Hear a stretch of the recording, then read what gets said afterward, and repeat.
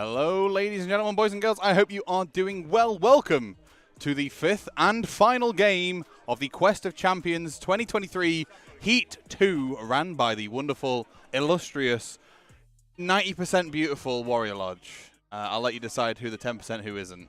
The spoiler alert, it's Baz's feet. No, anyway, hope you guys are doing great. Thanks for coming down and watching the final game here between the two players here out of all 38 that are 4-0. The winner of this event, it may not be 12 inches, but smells like a foot.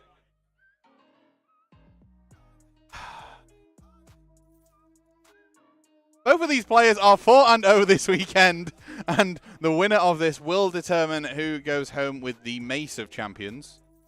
The Mace of Monsters, they'll get the big shiny mace. They will win the first place trophy and also easily, comfortably, wonderfully secure their qualifying spot for the final, which will be taking place in October.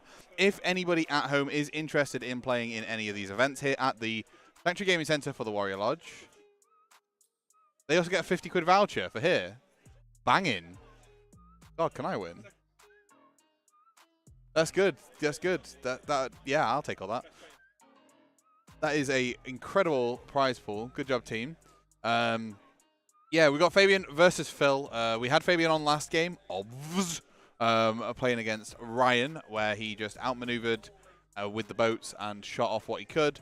We're pretty confident, and I think both players are under the assumption that today, this game, is going to be a pretty similar affair. It will most likely come down to the turn 1 to turn 2 priority roll. Fabian is going to have the choice of turns. He's probably going to go second, give it over to Phil, see what Phil can do, and then go from there. I'll run through the army lists in a second, but we're going to be playing Hours for the Taking. Each player is deployed in an L-shaped deployment, and they have a home objective and a center objective. It is score 1 for holding your home, score 1 for controlling the center, and score 2 for controlling the enemy's home objective. And then you score an additional point if you've got a Galatian champion stood on the middle objective. And then obviously 2 for your battle tactic, 3 for your grand strategy. Now, we've ran through Fabian's list last time, but for those who are watching on demand, on the replay, on the WizWaz, whatever they... guys who aren't watching live, I'm going to run through Fabian's list again real quick. He is playing Kharadron Overlords with the Barracks, Zilfin as the Skyport, Rule of Skies being his grand strategy. He has got Settle the Grudges as his article. Amendment is Prosecute Wars with all haste. Oh, wait. Prosecute Wars with all haste. Footnote is there will be no risk without reward, or the other way around. Reward without risk. There you go. Leaders. We've got a Chemist. We've got an Admiral. The Admiral has the command trait of X-Grundstock. The artifact is Celestium Burst Grenades. We saw it used to great effect last game. The aspect of the champion is Leadership of the Alpha, and he's also got a Brock Gunderson, Lord Magnate of Barak Nar. Rocking in the battle line slot, we have got 10 Arcanaut Companies mixed with a Sky Pike, some Sky Hooks, and an Athematic Volley Gun. We've also got 15 Thunderers, which do a lot of the damage. They've got 3 Fumigators, 3 Deck Sweepers, 3 Aether Cannons, and 3 Mortars. Then rocking up, in the final slot, we've got an Arcanaut Frigate, who has the Heavy Sky Cannon and the Magnificent Omniscope.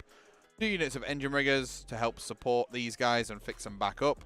And then in the Behemoth slot, we've got an Arcanaut Ironclad as the Great Sky Cannon and the Last Word, all in a single drop battle regiment. 106 wounds, crazy amounts of wounds there for what he's got.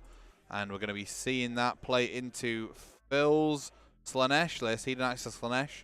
Brand new Battle Tome, rocking up, coming in 4-0, hopefully taking the 5-0. Most likely the players seem to think it's going to go the other way, but he's going to be taking the Pretenders as the army type. Glutton for Depravity is the grand strategy. Then he's got a Contorted Epitome with Born Damnation and Tunnel Master. He's got Sigvold, he's got the Mask, he's got Keeper of Secrets, which has Strength of Godhood, a Shining Aegis, the Crown of Dark Secrets, and a Flaming Weapon. They've got 3 units of Blissbarb Archers with High Tempter, and then a unit of Blissbarb Seekers and a Slick Blade Seekers unit.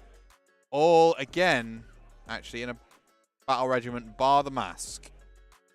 So it's 2 drops here for Phil, and 1 drop for Fabian. Real important in these matchups with low drops. Who gets to deploy first? Who gets to choose who goes first? Who does the most damage as quickly as possible? Now, talk to both the players before the start of the game. They both seem to think if Fabian, well, Fabian will choose to go second in turn 1. And if Fabian has the opportunity to win the dice roll 1 into 2, he could double turn and he could kill the majority of Phil's army before it's over. 3 hours on the clock. Well, 2 hours and 52 minutes remaining. Hours for the taking. Amazing mission. Amazing title, sorry, for a mission to end the entire game. Playing in that L-shaped deployment. We can see that Phil has already deployed all his units down in the bottom right, I think. Or did Fabian win the roll? I can't remember if the mask's been deployed or not. No, I guess Fabian's deploying first, right?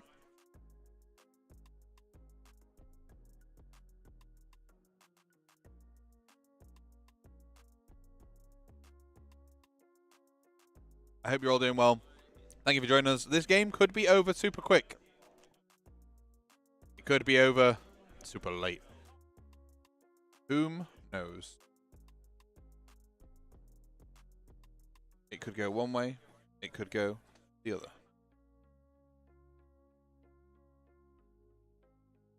We'll see. We'll see. Thank you very much for joining us, everybody, this weekend. If you have been in and around, it means the absolute world to myself. I love sharing these games with you guys. It makes me super duper happy to be able to bring you some coverage, some content.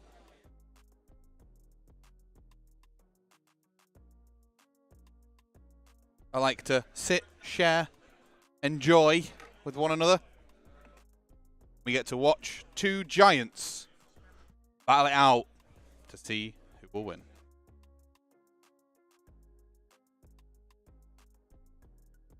Everybody's money seems to be on Fabian.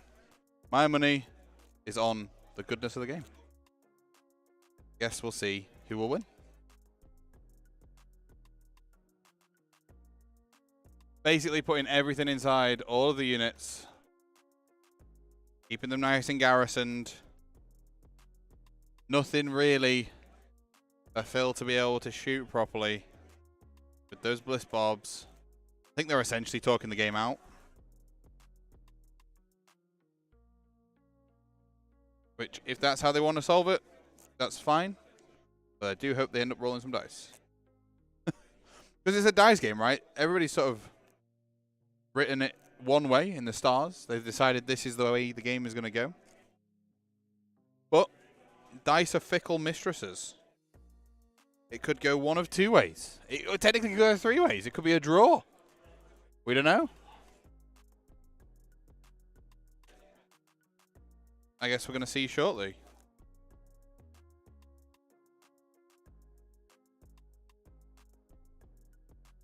But the deployment stage is one of the most important stages of this entire game. Games can literally be won or lost in deployment.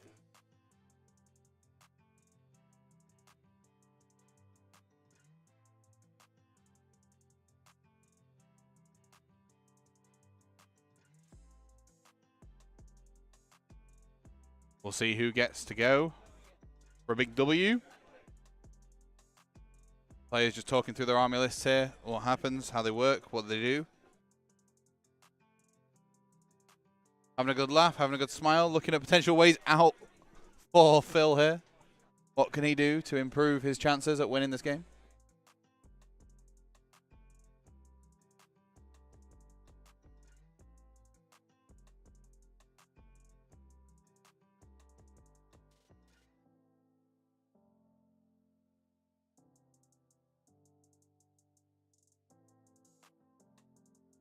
Talking through army lists as well. Making sure they're both well. We probably could have started a little bit later, but I wanted to get the camera rolling for you guys. And I was able to talk through what is going on here on the tabletop. Now, throughout this game, Fabian does have the ranged and the movement to be able to sort of stay at an arm's length away from this Slaanesh army. And he's going to be hoping to be able to kite them around the battlefield. Keep them away. Keep them at bay. Before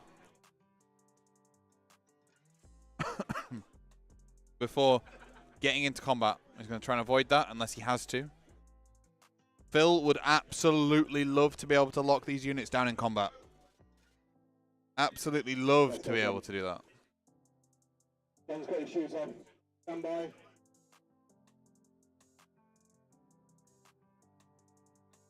Phil's going to be hoping to at least pin something down and kill it before it all gets.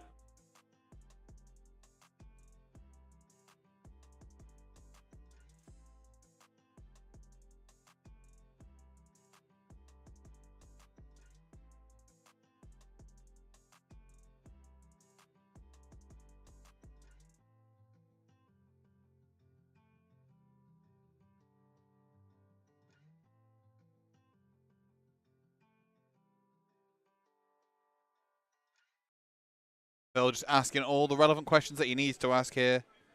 How does this do this? What happens? What shenanigans have you got? What tricks can you do in deployment?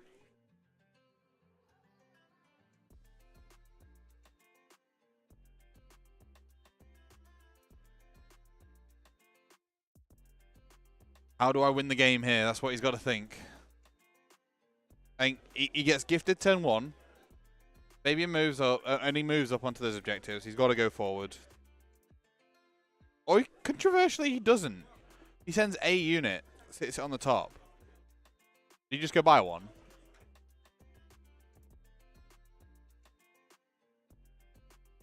Walks in the middle, sits on the objective with a tiny unit and leads everything else to the back. And then he just plays back and forth with claiming that middle objective.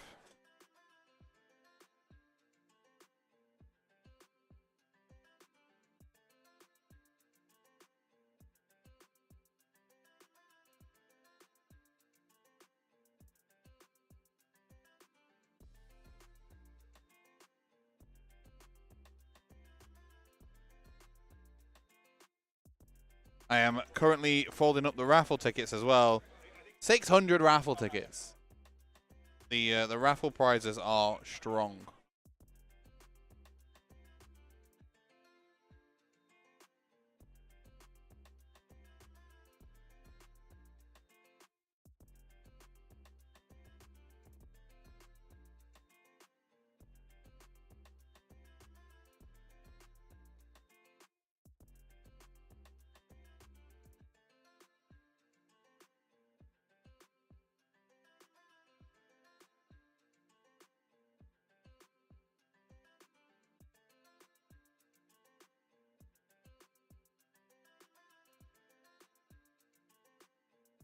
I'd like one for the cabinet.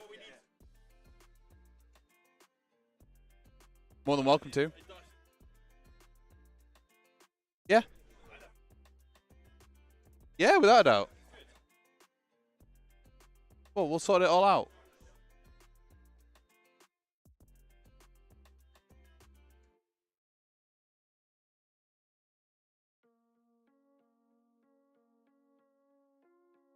I don't know. So I think the players are just spending 20 minutes having a chat because the game is going to be over soon. When it started, it's going to be done, pretty much. The deployment is like key. If Fabian doesn't deploy as far away as possible, it's going to be a world of pain.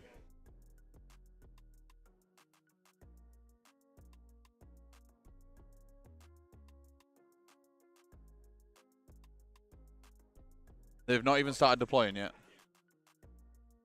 They are dragging out the game, making it real difficult to fill the air.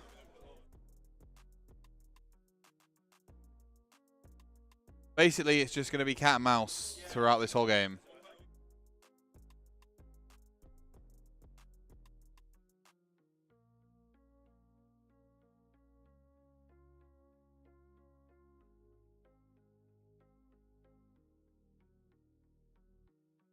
I'll do more. I like 50 quid. Not a lot. Yeah.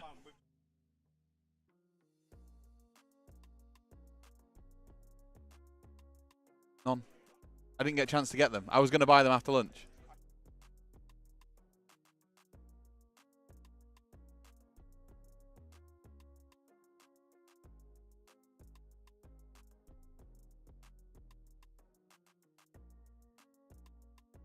They're Owens. I'll win it instead of Mike.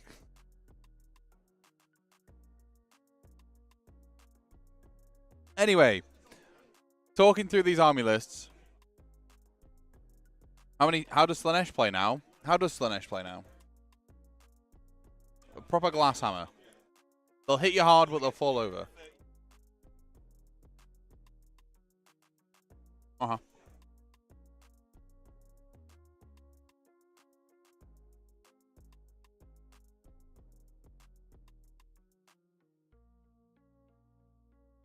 So it's very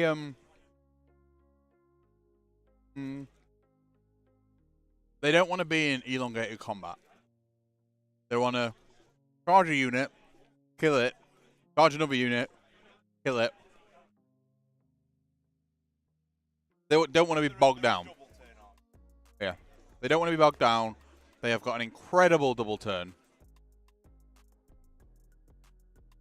We'll get our resident expert? Maybe. You have the best name. Shrek be nuttin'. Welcome back to the channel. You have the best name. Shrek be nuttin'. Yeah, but the photo is a little photo of Shrek, like, screaming as well. Another good morning of AOS. Thanks for the stream. No, thank you very much for coming down, Shrek. I appreciate you guys being here. Even if you're watching back on the video on demand on the technologies, or if you are watching live with us, welcome on in to the very, very final game. The players are meticulously going through each unit, and you will see this at a higher level. Players will explain each and every unit, what it can do, what its potential is, because there wants to be no gotchas, there wants to be no rules queries, and you'll find that by them spending 20 minutes to potentially half an hour sometimes at the very start of the game, explaining every rule they've got, the game goes a lot quicker because people know what happens. People can tell you what happens. It's a lot cleaner. It's a lot smoother. Everything works just a smidge better than you would originally expect, which is nice. Nice to see. Nice to be able to, like, not have pauses in action.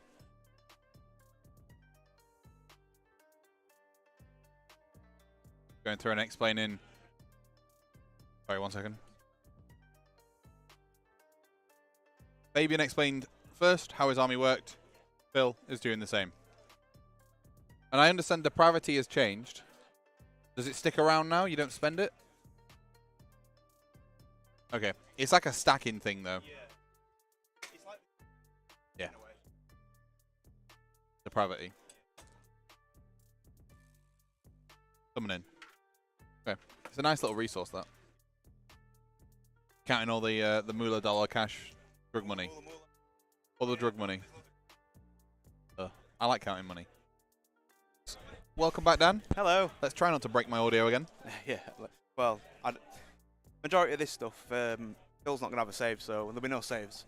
Well, they're all like what? T-shirt saves? Pretty much, yeah. 5 ups. 5, 6 ups or whatever. Yeah. And then the rend will just come in horrifically. Yeah, so we've got a... Sigval's got the highest save, which is a 3 up.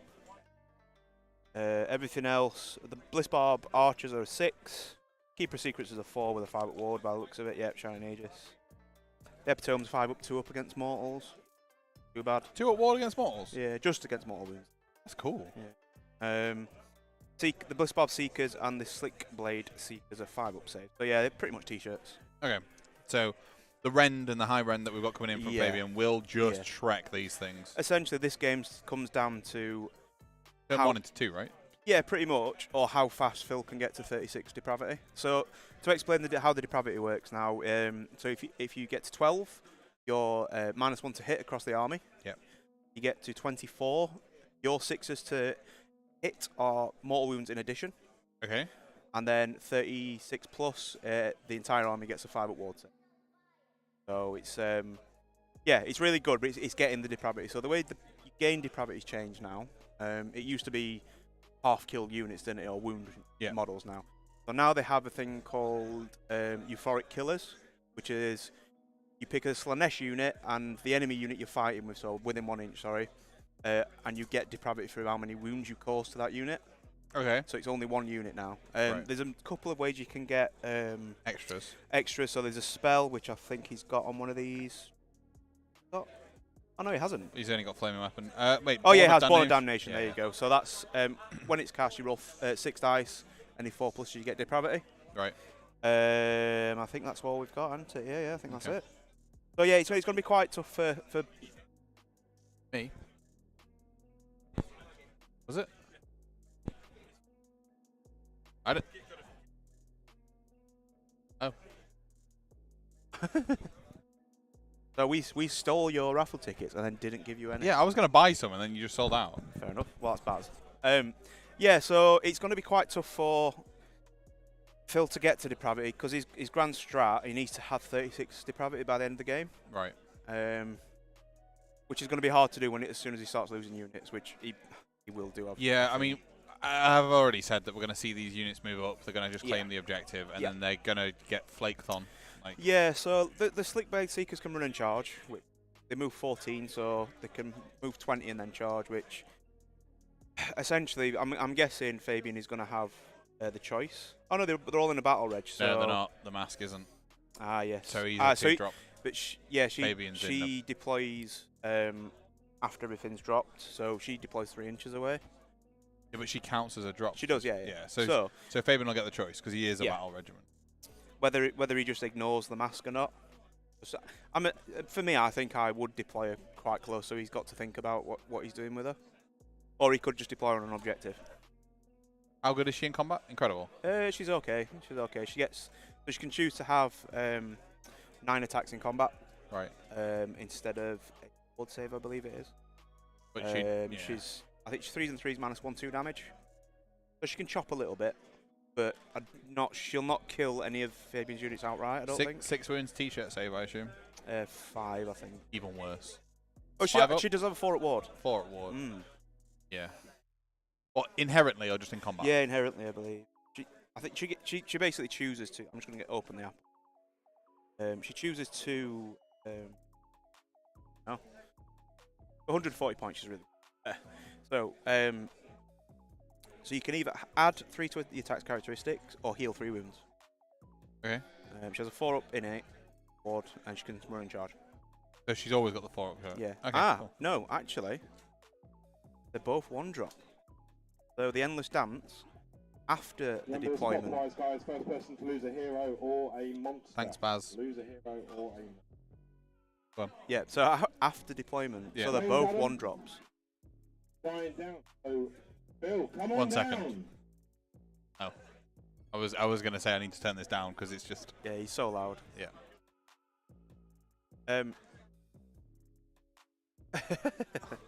That's somebody who's lost a monster or a hero in the first turn. We're both because it's a Gargan. Yeah, it's both, yeah. Right, true. so after deployment. Yeah, so they would both be 1-drops. Right.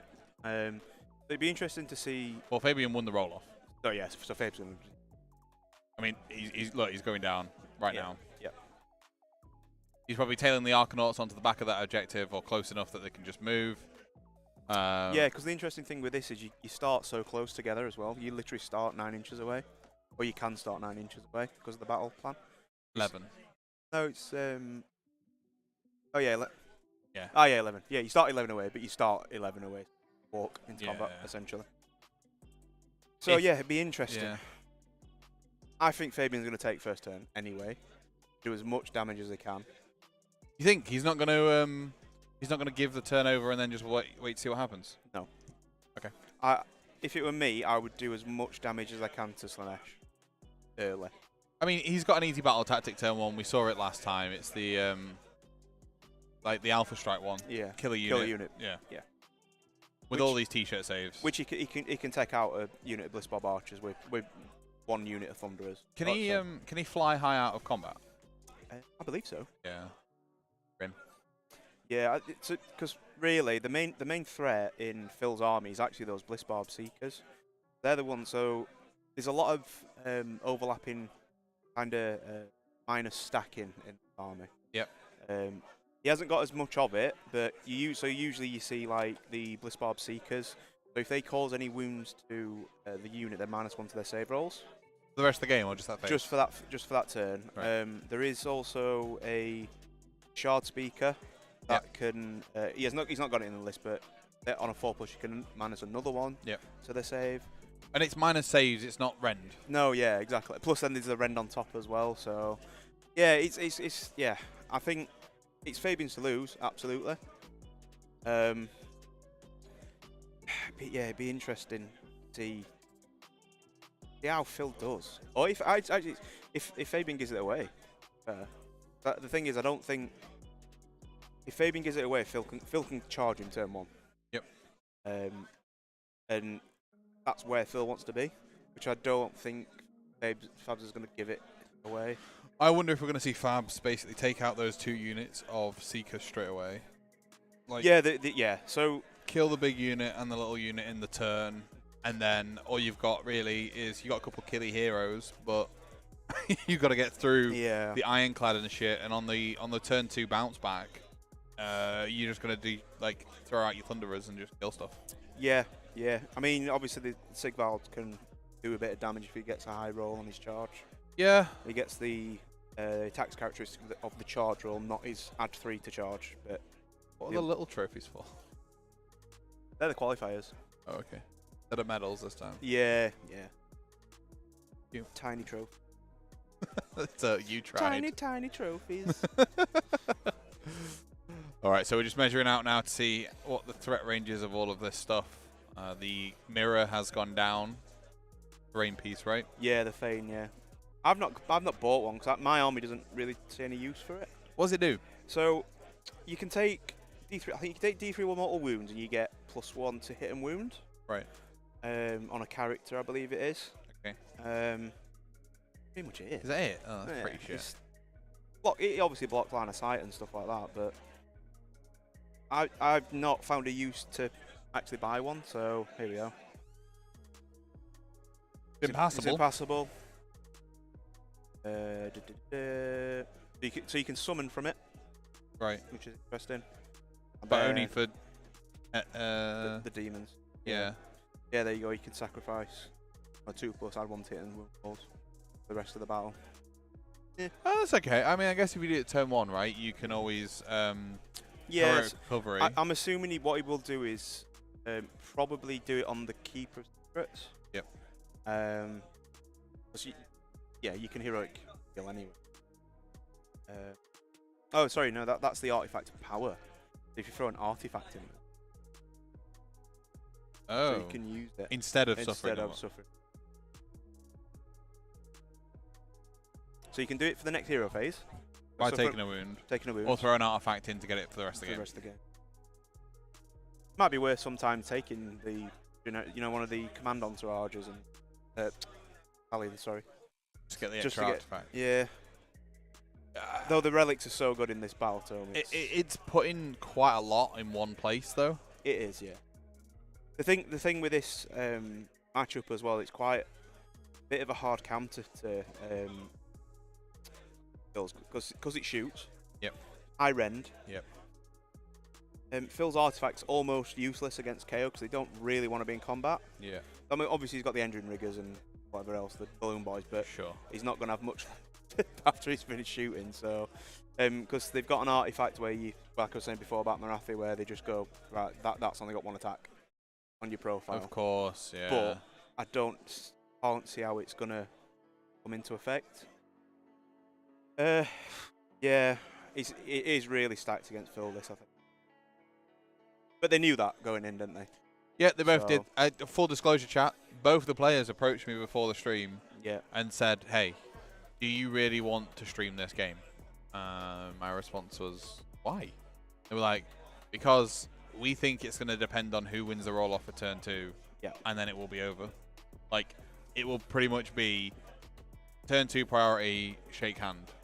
And I was like, let's see it. Yeah. Let's see it play. No, because I think it's really important to highlight that if this is such a thing, it shows that there's like a rock, paper, scissors kind of thing. Absolutely, yeah. And it's kind of really nice to be able to show that. Whilst, okay, you might not get a 3-hour game that we've had all for the other 4. We've already had 12 hours of coverage this weekend. Yeah. You had plenty of time. Yeah. You know, but also I think it's pretty nice just to be able to see what's It's okay. We're just having tables and stuff moved about. what's going on and how people react to such a thing. Yeah, I think that's a good thing as well. Like, they're able to talk, and Phil did actually admit to me before the start of this game that he's probably had more favourable matchups in the run into this game, so he was bound to get, you know, a hard counter at some point in the weekend. So, yeah. You know, people recognise that, which is good.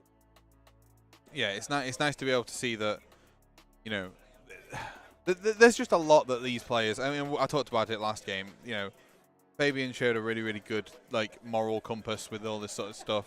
Phil's doing the same thing. You know, yeah, being very particular about what's going on. Yeah. Oh my god! Look at his little back feet. Like cat aerobics, isn't it? What a guy! Although Phil's deployed very defensively, and I think. Yep. I still think Fabian takes this turn, you know. Seriously does as much damage, because the thing with Phil's army is it can all pretty much run and do stuff. Yeah, but I'm just thinking, 20 inches puts him what here? Yep, 12 inch on the bows. Yeah, but that's an 18 inch. That's like a 15-inch charge there, surely. Yeah. Yeah, I think Fabian probably gives it for the one reason that if he takes it, he opens himself up to a double turn from Phil. Potentially, yeah. And if Phil's got anything left. Yeah, but this is the argument. I don't think there's going to be enough for Fabian to take potentially. it all because of how cagey he's deployed. If he'd have put the Seekers like where these are, take it 100%. You walk up, you kill them, done. But give him the turn. Don't give you. There's almost. I mean, the mask's gone up in the top left. We see there. Yeah. If we view. See, this is why I think he'll take it. Little mask. Yeah, because she'll butcher those. Which automatically puts Fabian on the back foot. Not going to hold any objectives. Got what? 2 damage each, 9 attacks. Potentially 9 attacks. 4 at ward. All that attack, more than likely. Just don't think, because with this setup, so with Pretenders, the general gets 3 CP instead of 1. Then. What? Oh yeah, you don't know this Battle, do you? Right, yeah, so. Pretenders, I'm sorry. What? The general gains 3 CP instead of 1 for when you start out the turns. He also can issue the same command ability 3 times. What? So 3 of those units can auto run 6 inches and still shoot or charge. You have to spend a CP each time? Nope. The second 2 are free. It's like the WAR, the Iron Jaw yeah, stuff. it's that one, whatever that is. Dead Shouty or whatever it's called. Yeah. Yeah, because they can issue it 3 times, can't they? Yeah, it's the same thing. Yeah, so he's got that. The Strength of Godhood is massive on the Keeper. Be interesting to see what he actually. So Strength of Godhood is when they issue a command ability. They get -1, an additional -1, and an additional -1 damage on their weapons. So potentially the claws on the Keeper's Secrets becomes damage 7. Flaming weapon. And -4, I think it. -3, -4. That is. That's horrific, yeah. Rancido. It's only got a couple of attacks, but you more than likely see it on probably the more attack weapon because you'll get more damage through, I think, on average. But Do you know what that reminds me of? Leaving a cucumber out for like 7 weeks in the hot baking sun. Yeah. And the rancid smell that comes off it. Yeah. Right, so I think we are deployed. Yeah. It'd be interesting to see who takes it. I think we're all deployed here. The mask's gone down after deployment. Yep. Yeah, so she doesn't count as a deploy. Nice. Yep. I'm just really going to quickly ask to see what's going on. I'll be right back. No problemo. Babs is measuring stuff out like he's thinking about going second. Having run the Bliss Barb Archers myself, they are horrific now. Well, with the amount of so they get in +1 to wound with the homunculus in the unit, which is the little Bernie banner guys. They can run and charge also, so they'll be moving up 6 plus a run, which will probably be auto 6 because times from the general. So 12-inch plus 18-inch shot, 18-inch shot range, 2 shots each. So there's 20 shots, out of each of those units. Pretty nuts. So yeah, it'd be interesting to see what happens here. It just comes down to how much Phil loses, I think, in Fabian's turn. Yeah, that's why I've just been saying it's really, really tight. Because the thing is, Phil can reach Fabian with the shots because the auto run 6. But the so even if at full move and run and charge or whatever the keeper can do, it's going to be out of range to charge. Turn I was 1. just saying about the Bliss Barb Archers. They can still put out quite a bit of damage. They're dead turn 1 if Fabian goes first. Yeah, absolutely. But then he's got the smack back of the Thunderers being out in the open and just getting slapped. Which the Sickle Barb Seekers will kill. I actually think he goes second. Let the mask kill those guys. And then just butcher. And then just kill the mask. Yeah. You could probably kill the mask on probably just running over and with the ships. Yeah. Without actually risking that. I mean the 4 at ward. The 4 at wards, yeah, but getting past the armor as well, isn't it? Again, she hasn't got a very good save. The thing with all the Slaanesh stuff is they've all got very good ward saves. The characters, sorry. Yeah. Yeah, it's tough. It's tough. I don't know what I'd do, genuinely. So I would drop probably 3 engine riggers onto this objective. And just screen. And then I'd just put everything this That's side, way, yeah. and then go in this way. Let him chase me. Chase me. Yeah. That's what Slaanesh like doing, though, isn't it? Being Skullground. Yeah. Kiss catch. Oh, kissing little hairy, smelly pirate dwarfs. Yeah. Don't know how I'd feel about it. Baz, how do you feel about kissing dwarves? Don't ask him; he'll be all over it. Oh, he's not listening. Not listening. That's my strawberry milkshake. You want it? Yes, please. How do you feel about smelly, hairy dwarfs? General. Kharadron Overlords, mate. Okay. Fabian has decided to go first and has taken his opening salvo. So he's going for the alpha then. He's going for the alpha. That mask's probably dead. Yep. This is, as I say, I think he's probably took the decision on, can I do enough damage? Yeah. I wouldn't be surprised if we see him wheel this way. Yeah. As I say, deploy those 3 there just to tip that objective. Turn 1, he'll get 1, 2 more, and then the BT, right? He'll have his 5 points. He's going to lose this objective in Phil's turn. Yep. But he's going to be in such a strong position just to be able to shoot everything off that comes this way. I just pray that he wins the turn. Yep. Well, I don't even think he needs to pray. I think he's got. So there's not a massive amount of rend in the Slaanesh. It's just the stacks, which make it horrific. If he can't get any wounds through with the Seekers, because there is only 5 of them, they're only rend 1, which now they've obviously all got the buffs from the new battle tome. Yeah, of course. They've got higher saves, haven't they now? But for some reason, I swear, when I tried Kharadron like in the first AOS, and they had like a 5-up save on the Ironclad. They did. It was dumb. It's a big metal ship, and it has the same save as a t-shirtless dude riding a licky, snaky thing. Yeah. Licky snaky. Licky snaky thing. It's like riding a dick. Yeah, dick. Yeah. I love dick dicks. Dick. They are cute. Have you seen dick dicks, right? I think they're like antelopes. Yeah.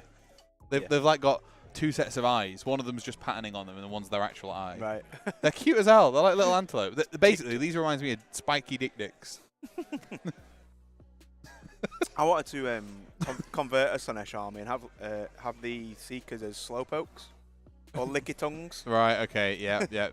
Well, or licky licks maybe as well. Licky licks. There you go. Brand new Pokemon. There you go. I think that's in generation what? 8? Yeah, I've lost it. I mean, I've played on. Is it Sword? Not the latest one, the one before. That's about as far as I'm like. Sword and Shield. Yeah. What the hell is this Pokemon? I don't know what this Pokemon is, but it looks cool. That's the thing. They look cool. Yeah. They just got stupid names. Yeah, I've got like football playing rabbit. Reboot. Yeah. Yeah. Like that'll do. He plays football. It boots rocks at people that are on fire. What a guy! All right, yeah. So we've seen the Ironclad wheel off to the left. Yeah.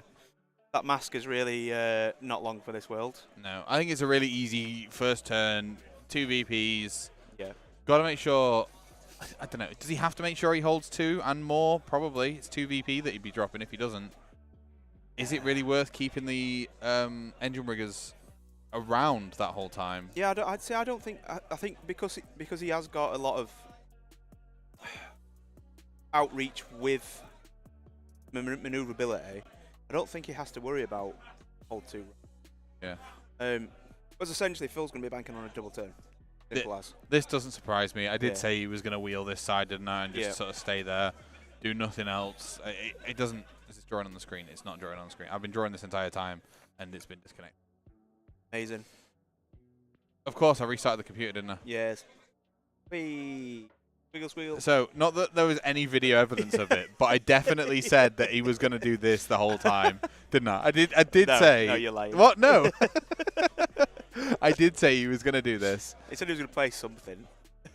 He's going to move his models. He's going to move something that way. Okay, so he's going for a hold 1 and a battle tactic, 3 points. Yeah, I think that's probably about right. It gives Phil an opportunity to 1-2 more. Yeah. What? I mean, even there's a Desecrate here, right? Yeah. Because of the the way because of the deployments. Deployments are like this. Yeah. So there's a Desecrate over here, to be fair. Yeah, and he can probably get there as well. What Fabian doesn't want to do here is actually miss lots, because obviously the temptation dice, which I'll now explain.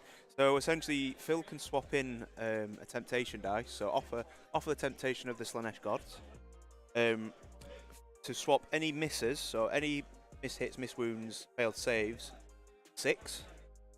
If Fabian accepts, he gets D6 depravity points. If he rejects, he suffers D3 mortal wounds. At this point in the game, you definitely take the mortal wounds, because Phil is in such a rush to get to 36 off his grand strategy, but also to give him that juicy 5-up ward. Can you do that more than once a turn? You can do it more than once a turn. It's per phase. So there Once per phase? No, so it's per phase on the same unit. You can do it on any unit per phase. It's silly. It's so good. So you get 6 depravity temptation dice a turn. Okay. A battle round, sorry. Yeah. So, because there is a grand strategy within book to offer the same unit depravity 6 temptation dice 6 times in the battle. Right. So it's really good if you're playing against something like an Archaon or something like that, because you're probably going to do it. You essentially got 3 phases to do it in a turn. Okay. So you've got your shooting, your combat, and saves, obviously when you get back. Yeah. Which you can offer depravity to. So it's a nice little mechanic. It's so funny when your opponent's there like, what do I do? do I take it? Do I not take it? So technically, wait, can you do 6 D3 mortal wounds then in a turn? Yeah, it's a different unit. Stupid. That's disgusting. Yeah, it's good. It should be 1 mortal wound. So Phil has offered here a depravity point, because there is a dice missing. Look in the bottom left. If we look down here, this is his depravity Yeah, stuff. these are his temptation dice. I'm assuming he did take the depravity. Or did he take the mortal wound? Interesting. We'll have to go and see in a minute. We're seeing the mask get absolutely riddled with... She's getting butchered. She's only taken 2 wounds though. If we look at this... Yeah. Oh wait, no. That's Well, there's the depravity dice. Look, she's taken 2. Oh wait, hang on. That was a really cool shot. Look, the little mask surrounded by these... angry pirates. Oh, 2 of the Arcanauts lost their... So that'll be from the mortals. depravity then. Yeah. So yeah, you absolutely... While Phil's racing to get to 36, you absolutely take the never mind. mortal wounds. She's dead. Oh yeah, yeah. Game over. Oh, she's gone. Well, that's 2 battles. What I think obviously Phil has done is put her up there to essentially say, right, shoot me, you're not shooting the rest of my army. On a highly unlikely chance that she survives. Yeah, but look at what it's made his Yeah. army do. It's now I say cowering in the corner. It's just chilling. Yeah, Like, it doesn't care. I can reach you wherever you go. So, Yeah. and now Phil's pretty much going to be banking on the double turn, I think now. There you go. He's held home. I mean, the middle one's actually worth 2. No, it's only worth 1 point, isn't it? Yeah. Yeah. Okay. Unless I think you have a galley champ on it, then it's worth 2. Yes. Yeah. Which They're in the Phil doesn't. Oh, he does. Yeah, the epitome. Oh, is it not unique? No. No, which is why it's got the aspect of the champion. He has gone for Desecrate. Yeah, Super simple makes one. sense. Yeah, it makes sense. It'll be that massive bit of terrain on the right-hand side. Yeah, Or even, it could be... Oh, God, Unless- I'm just throwing it right. It could be this or this. Yeah, there's like 3 to go. I'll go and check. Because I guess it kind of matters for talking about movement. Yeah.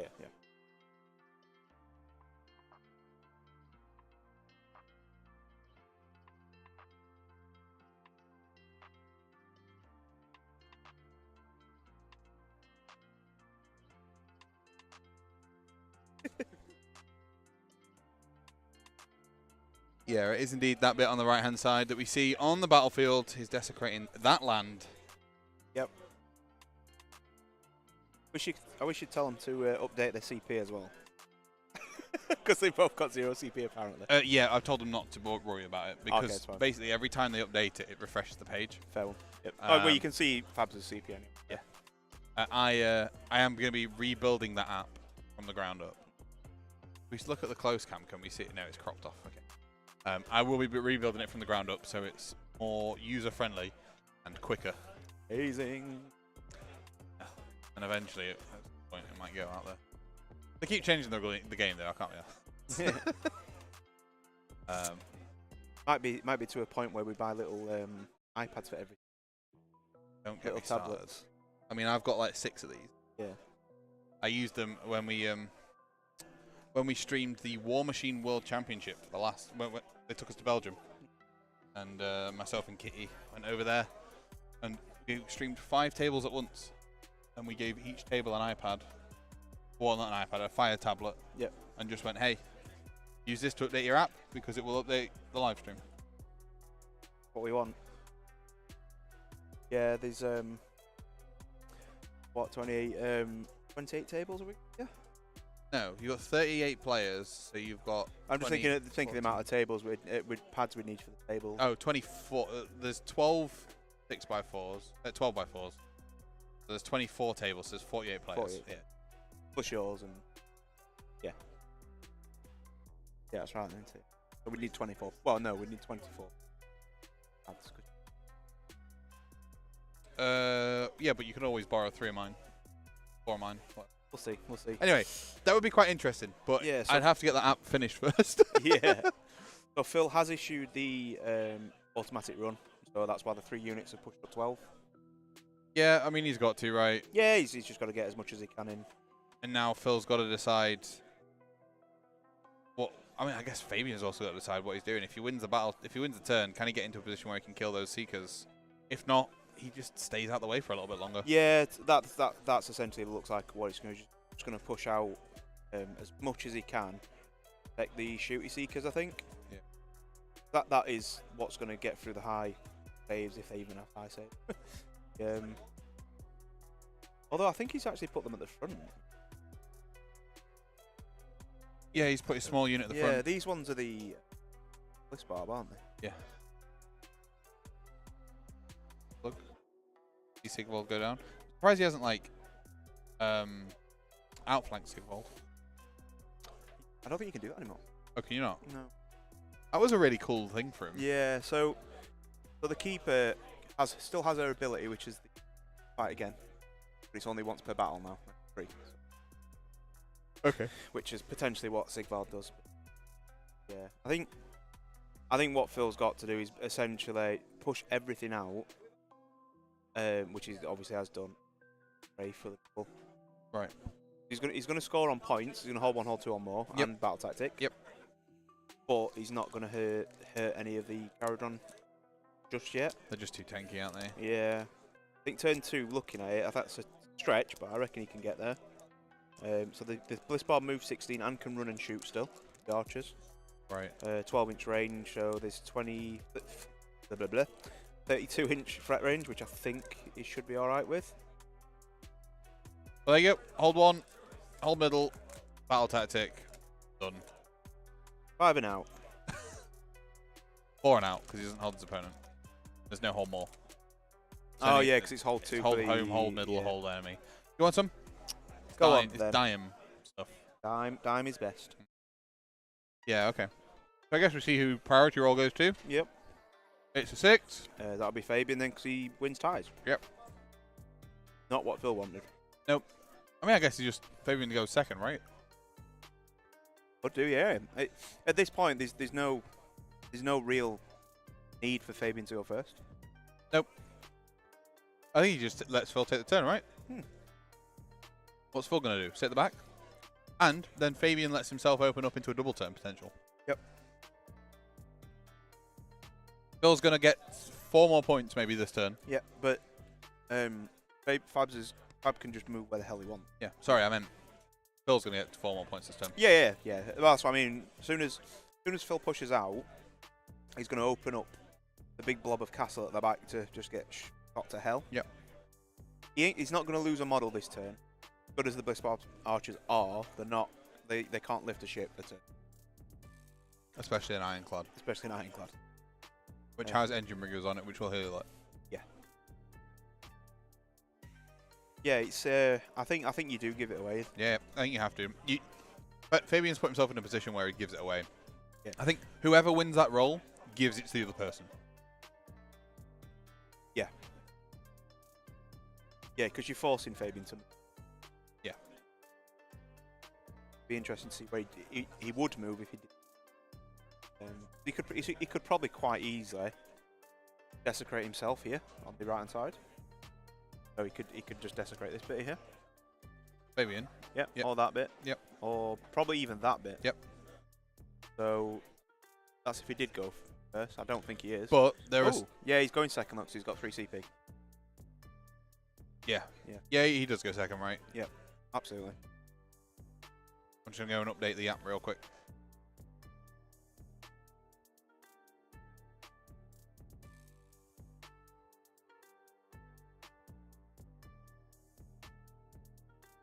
I think they're just talking out now.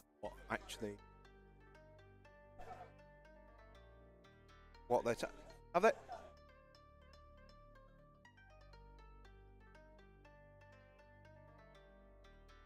Has there been some skullduggery? Yeah, Fabian was like, no, do you know what? I'm going to take it now just to prove you're wrong. I said to him, I went, we knew you were going to take it. Let's give it away. Like, you do. You just do, right? So he was going to give it away. Now he's taking it. No, he's not. He is giving it away. What do they say? You do give it away. You just play Super KG. You stay at the back. Yeah. The only way Phil's winning this game is coming to you. Yeah. That's it. That's the only way he's winning this game. Yeah. Getting into combat and actually punching stuff. Yeah. So he has to come forward. Yes. Fabian's put him in a position where no matter how far Phil comes forward, he isn't far enough forward. Yeah. You know? Part of me thinks, if he'd have put the mask here, Yes. would he have been better off? Because Fabian would have only been here Yeah. to shoot him with everything. Yeah. And then Phil's in a much stronger position to get to him. Yeah, I think Phil's... From looking where the mask was, I think Phil's idea was, if I can keep Fabian back and win the double, and actually, fight him on my terms. Yeah, I think because he can reach. I think he can reach where Fabian is now. Yeah. With all the runs and shooting and stuff like that. It's in the next turn where, I mean, there might not be anything left if Fabian just goes absolutely nuts and just blows everything off the board, which is he's got a very good chance of doing. Yeah. It's whether Phil has enough left to counter. At the end of it all. Or yeah, it's like we said at the beginning. It's going to be very down to this turn. Yeah. I think whatever happens in this. Mr. Joe Murphy, if you go into the description, you'll be able to load up the BCP page, which will have all the lists, providing you are logged in. Then, Adam Mitchell, it's now midnight in Australia. Well, Yay. happy Monday, I guess, right? Happy Monday. Oh, God, that feels weird. I've still got, it's only 3 o'clock here. I've got another 9 hours left of my day. You do? That means I've got another 9 hours left to play Magic now. Well, actually, yeah, I am playing some Magic tonight. But we've got 2 hours left of this round, which will leave us, comfortably finishing this whole day at about 5 o'clock, right? Yep. Adam, thank you so much for joining, and see you tomorrow. Look after yourself, and we'll see if this. You'll be able to see how long the game went, right? Yeah. I mean, if you hang on like 5 minutes, it might be over in a minute. Yeah, I never know. So Phil's just going through all his hero phase shenanigans. It doesn't really like what he's particularly doing at this point isn't. I don't want to say isn't relevant, but isn't relevant. Yeah, because he doesn't have the need for the CP because he gets 3 anyway. Yeah, yeah. Like doing all these buffs and whatever. He's like, well, sure, you've still got t-shirt saves. It don't matter. Yeah. You're going to be saving the CP for like all that defense. It's one of the only armies that you can't really save stack 'cause it has such a poor save anyway. Yeah. The Painbringers are really good, so the guys in the big metal armor. But right, fair play. Wreck-It Ryan, yeah. thank you very much for dropping in the chat, saying enjoying the commentary. Hope hello from Big Rye. Oh, that's our Big Rye. Is it? Yeah, Ryan. Tom. Ryan's just chilling in on the stream now. Hi, Ryan. Yeah. Big Rye. I don't know who Big Rye is. You know, Do big I? tall guy with glasses. Oh yeah, of course I do. Of course I do. Don't know, do you? No, never seen him before in my life. Yeah. Has he been here? Yeah. That Ryan. That Ryan. Okay, yeah. It was also at Carnage when you streamed there. Yeah, he's the big tall guy with glasses, right? Yeah. That exactly what I've just said. Yeah. Also very bald. Yeah. No, I know, right? I'm taking the piss. No, I do know. Now I'm doubting if I know him, but I do know. He looks like the soy boy meme. That's what he looks yes. Like. Yeah. He's just a large baked bean. Naked baked bean. He's just he is alive. Curious to know your opinions on Warhammer at the top level and rock paper scissors matchups. Do you think it's a negative thing, and if you do you think it's inevitable? Yeah, there's a lot of that in the AOS, I believe. A lot of rock paper scissors. Doink. Is it a negative thing? No. No. Also, I think it'd be very bland. Because there's a rotation of stuff going on, then, right? Yeah. It's the same sort of thing with like other game systems that I've seen. The rock paper scissors is almost an integral part of the game. Yeah, it has to be. You need stuff that beats other stuff and stuff that beats other stuff, right? Okay, in this particular matchup, and you'll find it the further you go up the tables and in a weekend. Game 1, the chances of you facing your rock or your scissors to your paper is very unlikely. Yeah. You're more likely to face like another rock, for example. Do I wish there were like 5 groups, like we had a lizard and a Spock in there too? Yeah. Yes. But it's very difficult to balance that because the main 3 things you've got in Sigmar, I think, are shooting armies, melee armies, and tank armies. Yeah.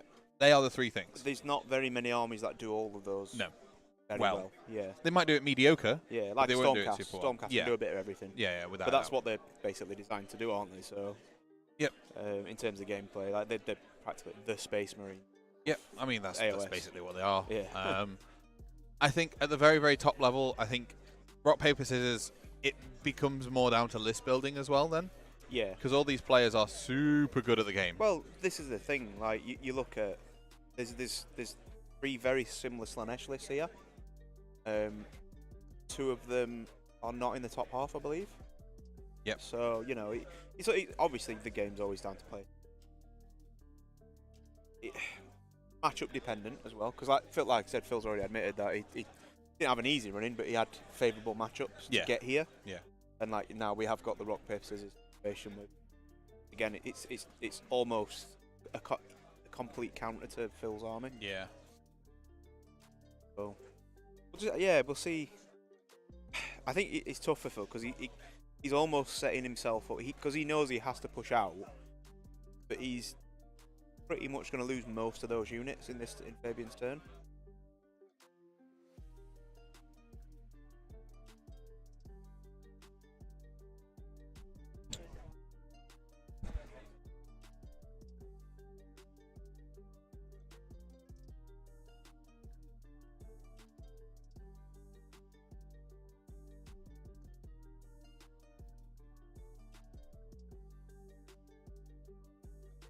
We usually give last place a lollipop. Have we not got the 40k magazine? Oh, could you buy last place? Could actually win the new 40k box set. That'd be quite fun for him. £130 for a loser. Yes, mate. I think last time we gave someone like one of the starter sets for Pokemon. Yeah. And I think they have taken up Pokemon. So Pokemon's a great game. I used to love it. When I was 2. Yeah, that's what I mean. Like, I think I was like 11, and I actually won one of the events when they used to have them at Meadow Hall. When it all first started kicking off, and then I never played since. Retired a champion. Hello, Mr. Mike Stewart. How you doing? Oh God, I'm going Uh, now. Ryan says, good insights. So, ignoring the physical and exhausting prospect of this, you think tournaments and rankings global should be based on tournaments longer than 5 games? Yeah, I think a lot of, not longer than 5 games, but I think a lot of the ranking systems are over day events, aren't they? I believe. Yes. For me, ranked events should have a clear undefeated winner at the end of it. I agree.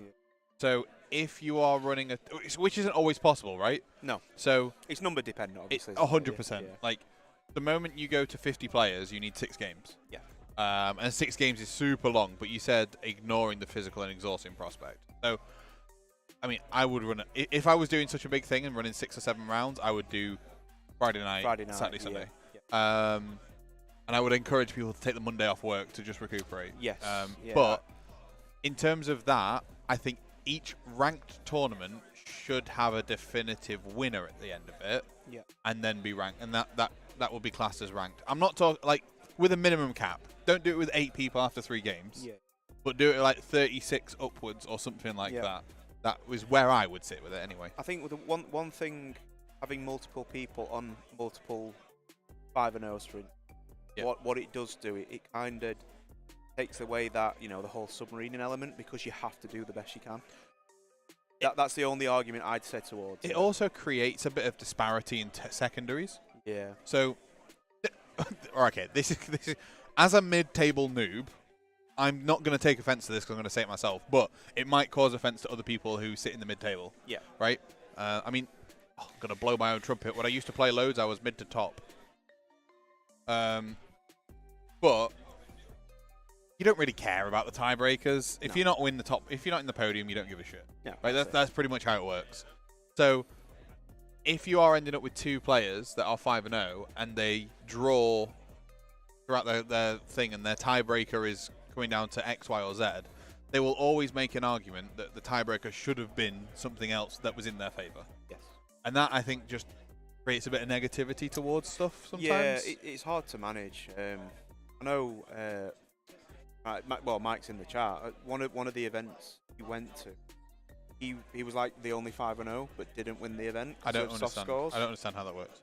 Yeah, so to me, soft scores should be completely different. I mean, I know you do the same, don't you, in your events, where they're completely different rewards for winning the different, different painting and sports. And I know you have an average one, don't you, which is brilliant.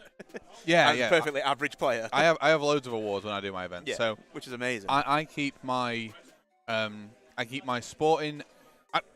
Sporting and soft scores are so important to the hobby because that is an aspect that people love to do. Yes. And we should be encouraging good sportsmanship across everybody, without a question of a doubt. However, it should not impact the gameplay scores. Yeah. Much like, I'm going to say something now that goes against all GW ethos and everything I've ever known, but since I've been playing Star Wars Legion, I actually come across, my brain's coming around to more. I much prefer to play against painted armies. Agreed. However, for me, personally, you're coming to a tournament to play the game, not paint the miniatures. Yeah. If you were to, you're not gatekeepered on entering Golden Demon if you don't know how to play the game. Why should you be gatekeep playing the game if you don't want to or know how to paint or don't have the time? Yeah. It's a bit of a weird one. But, I mean, the GW ethos is they want the game to look as good as possible. And that is enforcing everybody to paint it. Sure, whatever. Yeah. But that's where my brain is. Because in Legion events, unless it's like the big world one, you don't have to have painted minis. Yeah. So a lot of places will just let you pay with unpainted minis. Amazing. But they still provide painting awards to encourage people to paint. That's it, yeah. And that I really like. But yeah, with my events, I keep all sorts of awards. I'll have lowest, I have the above average, which is like the middle table plus, and then below average, which is the middle table below, and all that sort of stuff. Because I think it just helps like spread the love out a little bit. Yeah, because you basically, if you come top or bottom, you win something. If you're in the middle, you win nothing essentially. Yeah. I don't know. It's just a certificate that says, "Hey, you tried." Oh yeah, but it's still something, isn't it? You were too good to be shit, and too shit to be good. Is basically where my brain's at. Anyway, we see a couple of shots being shot from these archers into the Ironclad. Interestingly, Phil's offered 2 of his temptation dice. I think Fabs did take the mortals. He doesn't want to give him any depravity. No, he's basically making Phil fight for his depravity, which he has to do in combat. So, and he ain't going to get there anytime soon, by the way. Mike Stewart says, "Don't like Scoff Swords being added to overall winner. Great to have separate awards." Agreed. You seem to think that the painting is an investment into it, showing that you've actually invested into painting an army up. But what if a player has played 45 games with an army before a tournament, but just doesn't like painting? They've invested time into playing those games, but not into... It's a bit of a weird one, right? Yeah. And it doesn't stop people borrowing armies, not at all. But I think... I don't know, I think because we've all played GW for so long, and GW drill it into us that they do. You have to be painted. It has to be painted. Got to be 3 colors. It's got to be this. Like that has been drilled into us until I started branching out into different games. Yeah, I was the same way. The team's event you ran here, when we played, they were only probably like 70% of the field actually paint their armies for the Legion, which is fine. You still played games. Yeah, don't get me wrong. Yeah. I find it much more enjoyable to play against painted miniatures, 100%. And I'm not shitting on people that do paint because I won't play a tournament without a painted army because it's been drilled into me. Yeah. However, I'm not going to be offended if my opponent doesn't want to paint their army because some people either can't paint, won't paint, or don't paint. Mm-hmm. Or generally do not have the time to. Yeah, just let them enjoy the hobby for what they can, you know? Like, would I rather you play 5 games or paint your army? Play the games. That's how you're having fun. Yeah. That's why Baz pays me to paint his army. But how many times have you gone to paint an army? I mean, you probably enjoy painting, knowing you Sado. But the amount of times I've gone to paint an army and go, I don't want to be doing this. Yeah. And I'm like, why do I feel like I have to do it? Yeah. Anyway, sorry, back to the game. So we've seen the Bliss Bobs go up, offer the temptation dice out, done a couple wounds. Sorry, to the... nope, wrong one, Ben. What a knob. We've done just the 1 wound there. Yeah. To each of the... Well, I think there's actually 4 or so on the Ironclad. Yeah. More than I thought he'd do. Yeah. I think Fabs is just measuring up what he can get in range to shoot. Turn. They've clicked complete battle round when they... Nature calls. I'll be back in 1 minute. All right, no worries. I'm going to talk to the players. Sorry, I'm going to cough first. Hang on. Okay, I'm back. I'm going to talk to the chat about all this sort of stuff. No, I'm all right. Thank you. While I go and fix the error of the ways. Hang on. Give me one. I just need to also check these guys.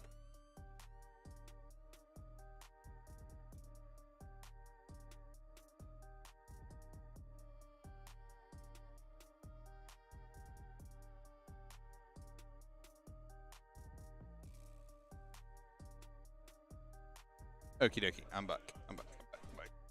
Right, so I need to sort this out real quick, and then I will answer the chat. It'd be super interesting to know what your guys' opinions on all this sort of stuff are. Because you know,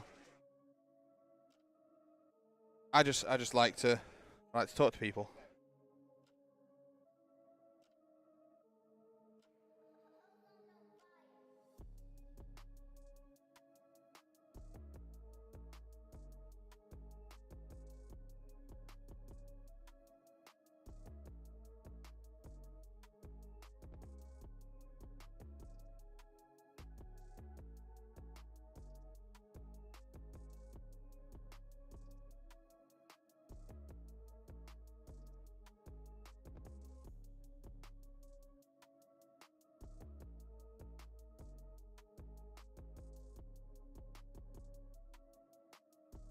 Okay, sorry, chat. I'm back.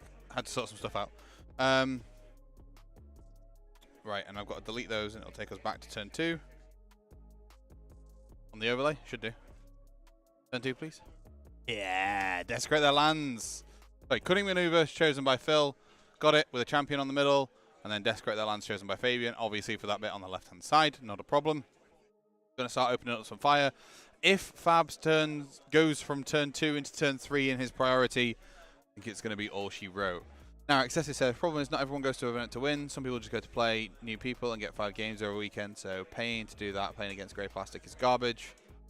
You don't have to pay to enter painting competitions. Some you probably... I reckon there's probably some you have to pay to enter painting competitions. But most gaming competitions, you pay to enter the tournament because the people are renting out the space. All the painting competitions are ran by people who own the space. But there's no independent painting competition I can really think of that's physical. Like, they're all like digital ones, right? So you wouldn't pay to enter a painting competition here for a weekend. You wouldn't come to a painting competition here for a weekend. Okay.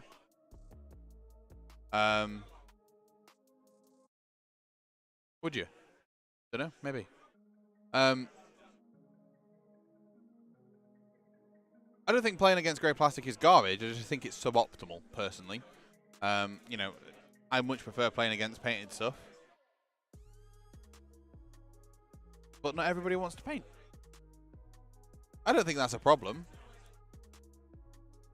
I think it's it's just a thing that happens. But obviously GW have absolutely drilled it into every one of their players' heads that it has to be painted.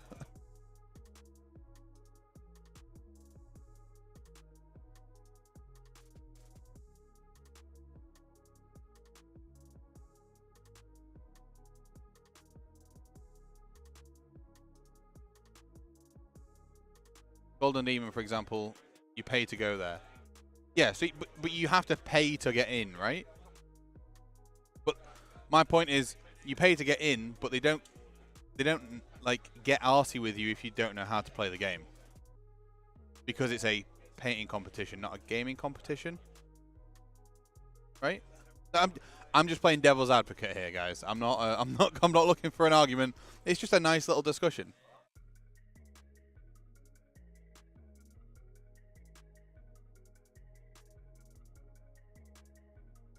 So we've got the Ironclad and the Frigate moving up, and they're probably just going to get out and start shooting some stuff.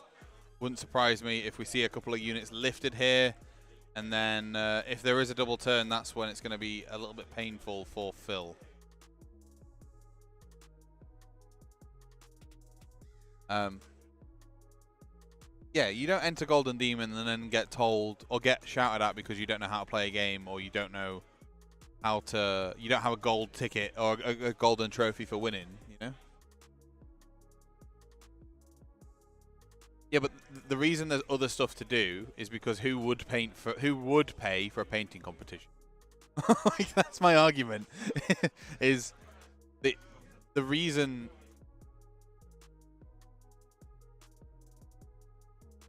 Well, there you go. A gaming event is just gaming, so why should painting be taken into account with entry? I am just playing devil's advocate here. But I do fully agree. It is 100% garbage to not get the opportunity to to play against painted armies.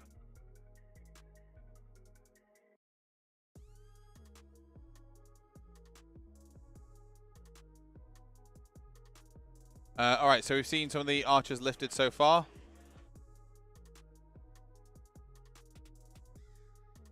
I think probably shot with the wrong unit first here, Fabs, but hey ho.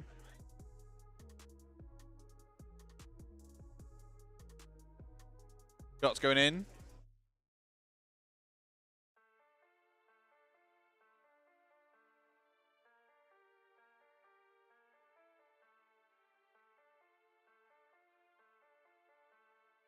We've seen desecrate their lands chosen, which makes sense. And some movement up and some shooting into some bliss barbs.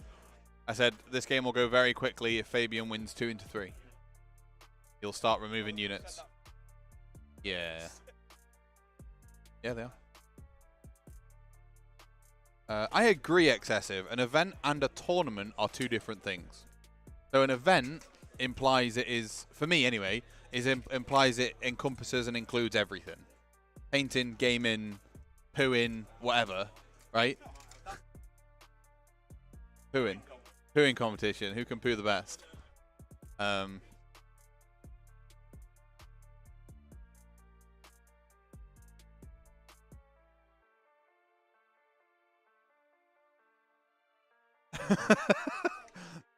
I was muted, so that was okay.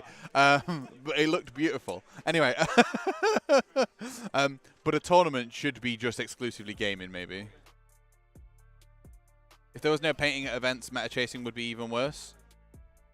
In this game, right? So I'm just comparing it directly to like Star Wars Legion, right? You don't have to be painted for most of the events around here, and I don't see a huge lot of meta chasing. There's like 2 people out of like the 40 that come over this place. Maybe this is just because we've got a good community.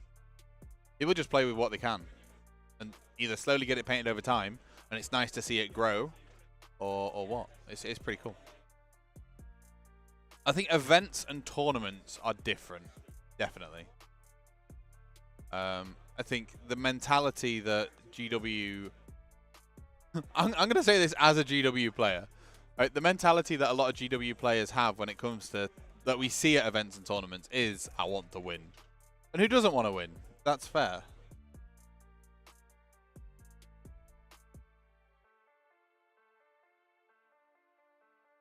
It's a weird one. It's a weird one. Anyway, so we've seen that unit in the middle get absolutely lifted off the battlefield. Pretty simple, pretty quick. Wouldn't be surprised if we saw the other unit get lifted too, and then we potentially look at a gaining momentum from Fabian in turn 3. God, those temptation dice are crazy though. There's so much that Slaanesh got. Depravity, temptation, summoning, stacking buffs, all that sort of stuff.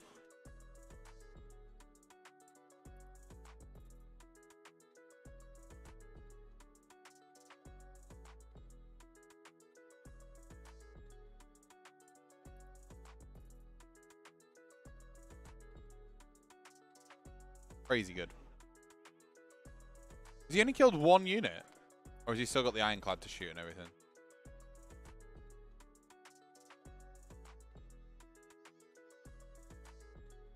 Oh no, he just lifted the contorted epitome.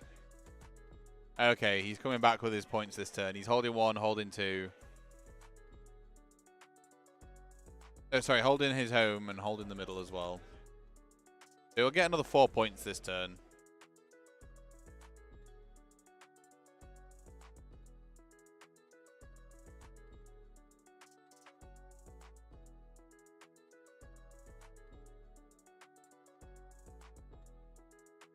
Bill's turn 1. Held home and didder. Got his battle tactic. Bill's turn 2. Hold and didder. Got his battle tactic with a champion. Okay, cool. Fabian's turn 2. Home, didder. Takes him to 7. Oh. Fabian didn't hold the middle in the turn. I'm sorry. I'm getting lost.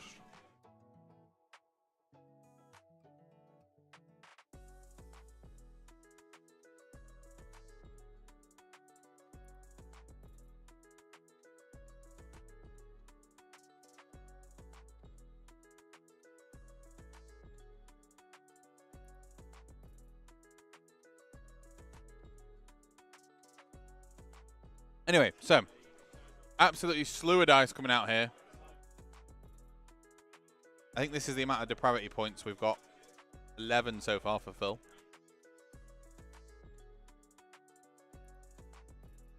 Them temptation dice are really weird.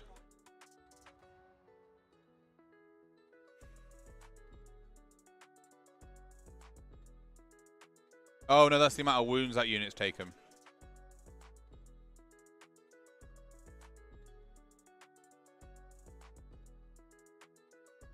Taken 14 wounds.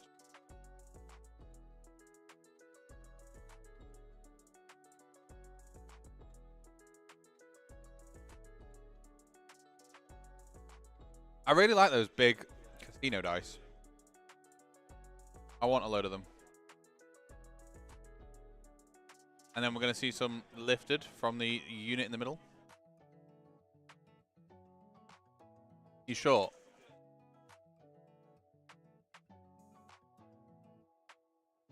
Okay.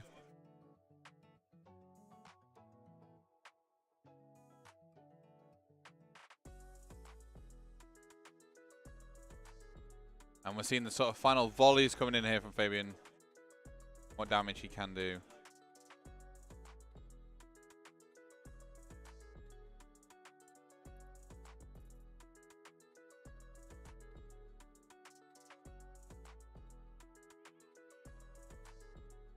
Taking the priority, D6 is crazy. No worries, Manny. So in turn 1, Fabian had priority and chose to go first, killing the mass. And moved right over to the left-hand side. Then Phil had turn 2 and did nothing much other than move up. And then Fabian won the priority roll for turn 3 and gave it over to Phil again. So Phil got a double turn. But Phil couldn't do anything other than take a couple wounds off an Ironclad. And now this is Fabian's turn 2. Bottom of. Potentially a double turn here. We could see some absolutely ruination from the KO into the Slaanesh here after this. If Fabian does get a double turn. If Phil manages to sneak a priority win, which he's more likely to because he went first. But if he manages to sneak the win, he'll be off to a good start.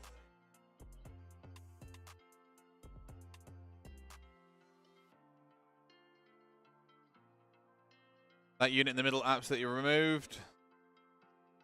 18 on the dice. 19 on the dice. That can't be depravity points, really?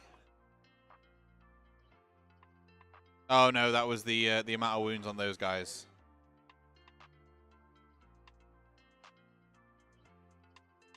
Absolutely ruinous. That has been horrific. 2 screens removed, plus the screen of the next guys. Hold home.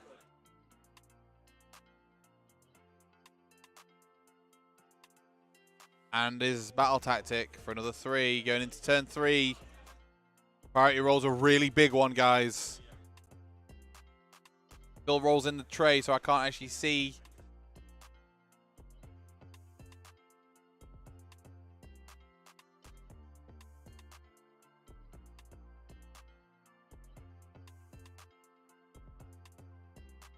There. Oh, I think Fabian got the turn. Is that it? Are they just going to talk it through now?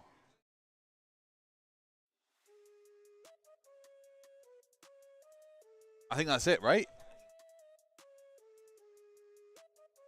Can you just check if Fabian won that double turn for me?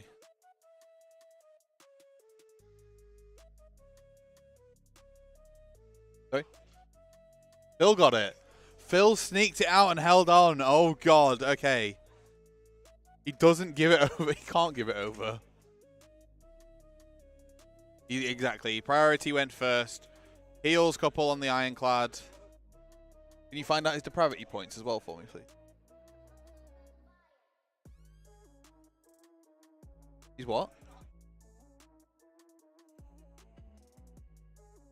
Right.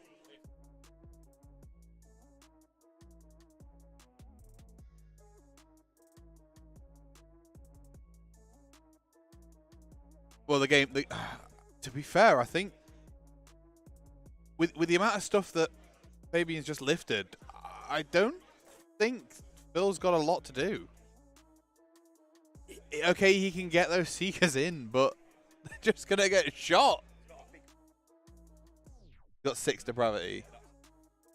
I thought those 20 markers in 19, but they were actually the wounds that he'd taken on the Seekers. Or whatever they are.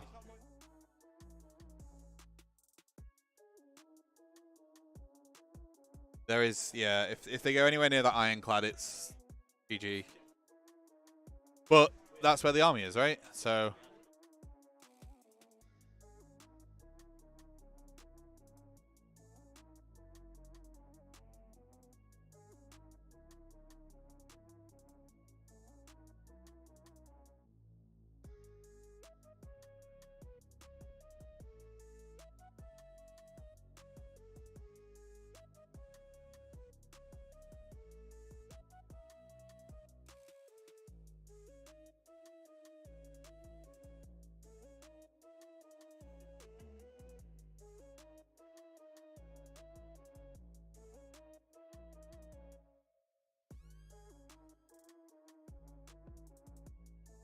Is crazy.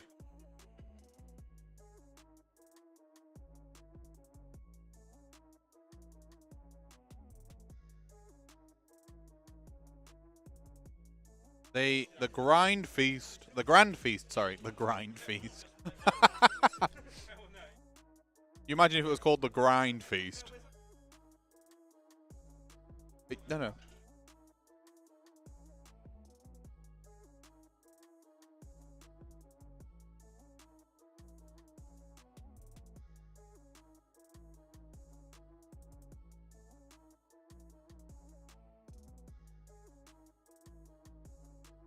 Okay, so the Grand Feast is the one where he gets all the depravity points.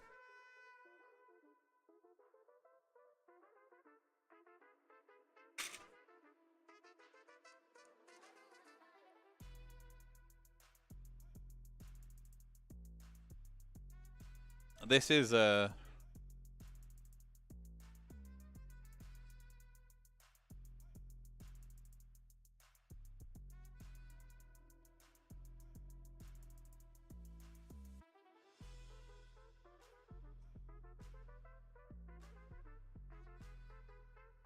so we've got I mean 3 CPs for going second, right? Like there's not a lot. He's going to be waiting for some Unleash Hell nonsense going on.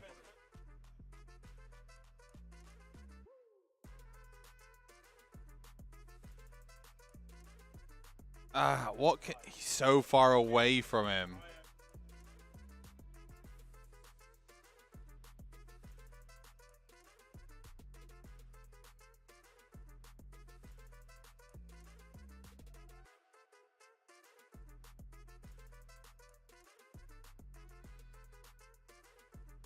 That's mental. Okay, so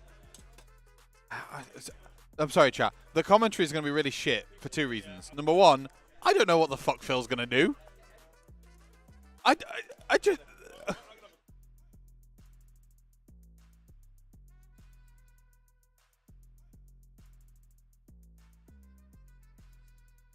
It's crazy. What is he going to do? He's going to do nothing. He's probably going to string... So these guys are probably going to walk to their doom here just to get another point.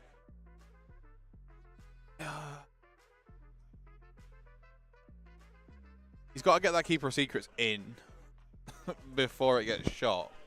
But as soon as it comes in shooting range, maybe it's just going to smack it. Yeah. And then it gets even worse if it's a double turn 3 into 4.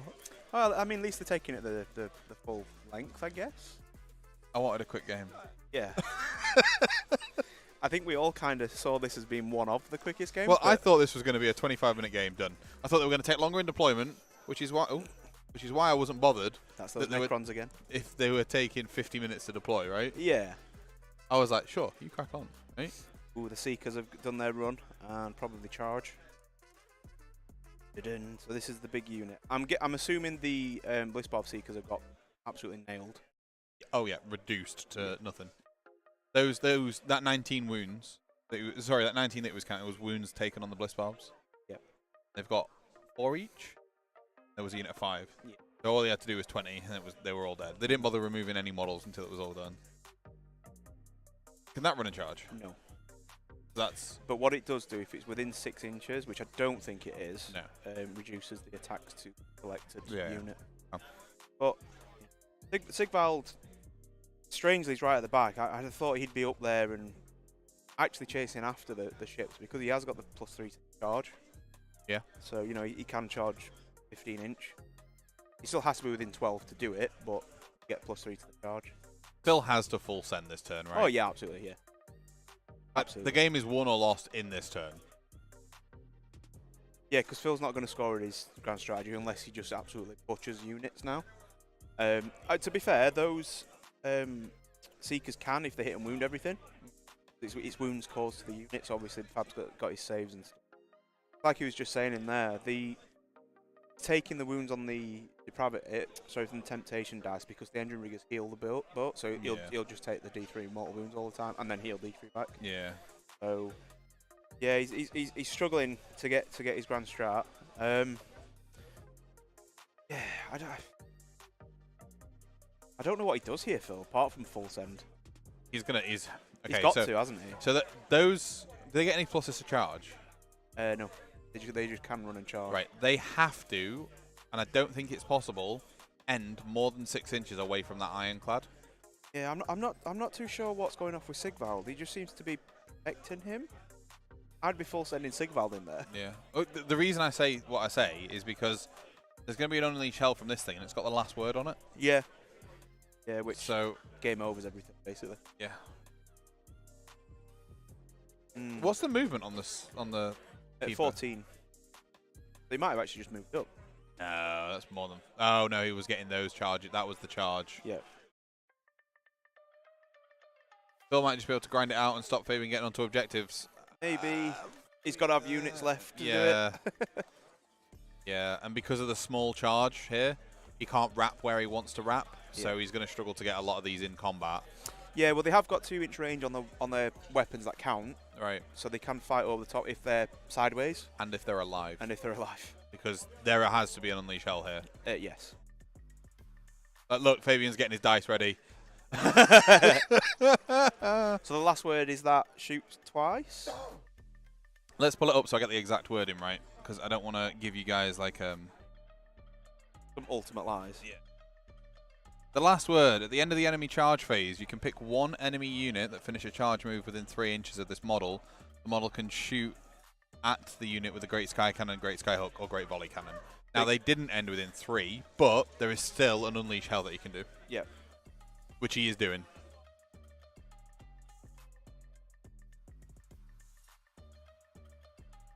Yeah, so he can last word and Unleash Hell, can't he? Yeah. So it's the big Sky Cannon twice. Oh, yeah, because it's from the Ironclad, isn't it? Yep.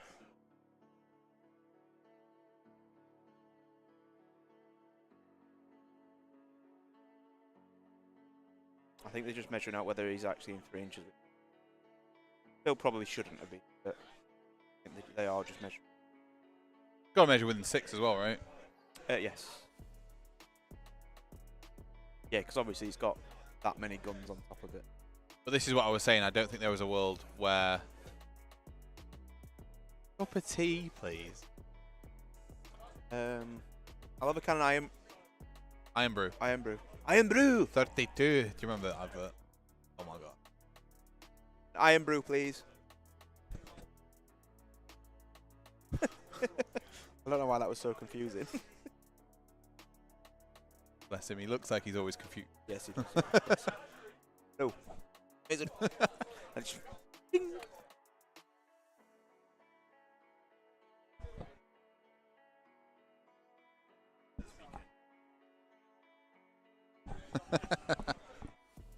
Okay, Wow. So we've got the Overwatch measurements coming in now. Yeah, I think Bob's the sickle blade. No, I think he's moved. Oh, he's rejigged it, and so he can't be within 6. But that's 6, isn't it? I'm pretty sure that's going to be 6 inches. I've seen a lot of 6 inches in my life.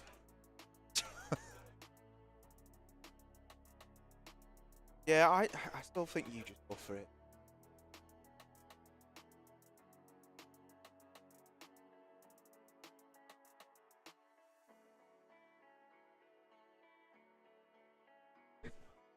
Phil could really do with getting to at least 12, just so he's -1 hit across the board. But that's also his battle tactic, right? The Grand Feast.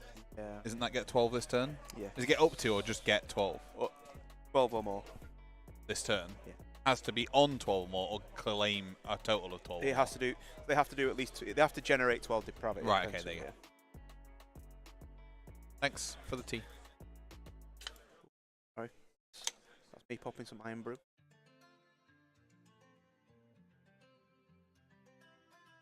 Yeah, you pop the iron brew. There we go. I was going to say, can I have a refreshing? Yeah, I think he's just decided weight of attacks. Now he's... Yeah, he's got to go. Yeah, because he can pile in it. He can pile in anyway. Because he's effectively going to be able to fight in 2 ranks, depending where he's put the seekers. But although I don't... What's just happened here? No, I'm just going to clarify with the players real quick. Yeah. This is kind of important. I think Fabs is getting some dice ready, but...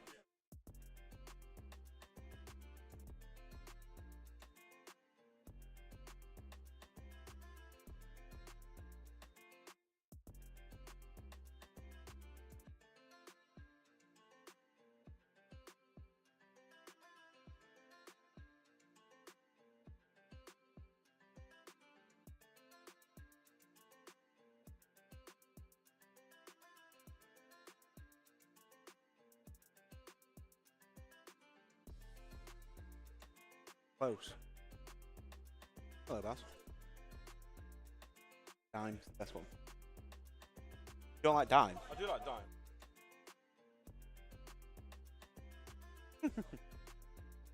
Yeah, Ben's just gone to clarify. We're not actually sure what's happened. Like, we thought Fabs was gonna do Overwatch, whether he has done or not. Not Overwatch, sorry, Unleashed Hell.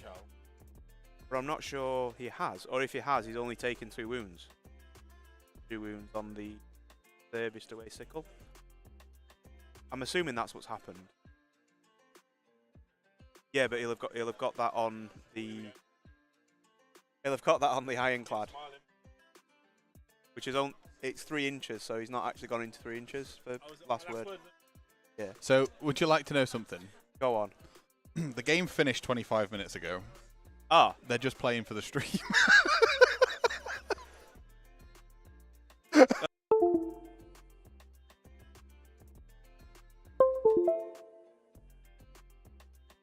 They finished ages ago. Right. Watch Phil now win. They've already done the maths to figure out who won what and by what VP margin. Right. So they are just playing for the sake of the playing. Yeah, so basically, Phil charged in outside of an Overwatch range from the Ironclad. Yes. Then he piled in and fought twice using the Keeper? Keepers. Yeah, Keepers. They're probably going to kill the frigate. And then, they got +1 to wound on them as well. Yep. And then in Fabian's turn, he's going to lift the Keeper and those with the Grunstocks and the Ironclad. Yeah. And then it's just Sigvald and his little party boys in the corner. Maybe that's why he's down there then, having a party time. Because the game's done. Yeah. Okay. Interesting. It's just I walked in and asked him a really tactical question, and Fabian was like, "Oh yeah, the game's already done. We're just playing for the stream." All right, fair enough. I'm like, "You guys." Oh, bless them both, love them to bits. Okay. So yeah, so the last half an hour or so, we could have been. There's no tactical nous to it all. Just disregard it all. It's just for your viewing. No. They are playing it properly, yeah, right? They are, yeah. But they've come to an agreement that this is what would have happened. So it's dice though. They should always play it. I know. I would never, particularly if it's like game 5. Sorry, and I'm 4-0. I'm not putting anything other than down to chance at this point. Like. Yeah. You could roll nothing but 1s, mate. Yeah, yeah. They certainly do. But they've, yeah, that's why they took so long in turn 2. Because they were talking about how the rest of the game goes.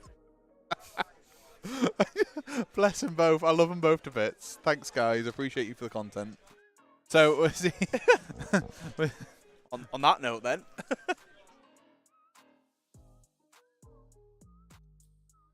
You sure? Yeah. I asked him to get it for me yesterday. Oh, right. See you later, Dan.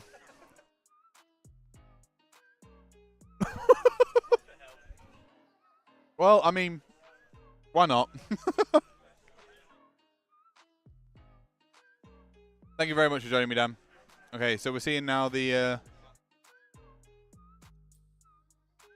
frigate potentially go down. Full send the Seekers, obviously. Turn in hand for Fabian. He's going to just drop out of the Ironclad.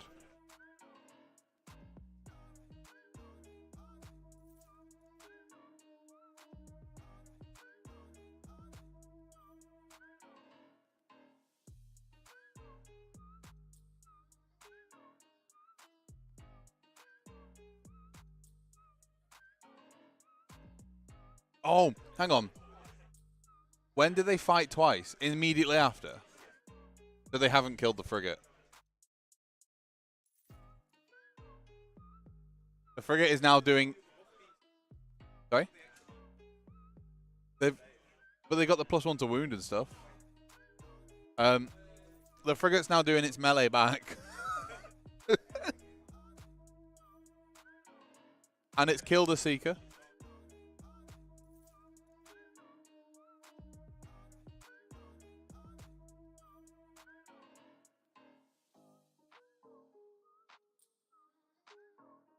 Oh, wait, no, it doesn't fight immediately. Oh, it can just fight again. Okay. So it's not dead just yet.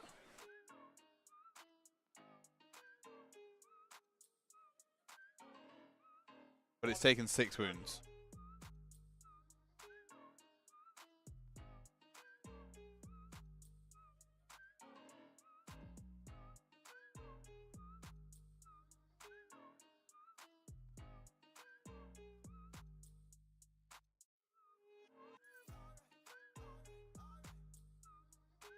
And here we go. Second lot of attacks. Look at all those dice being rolled.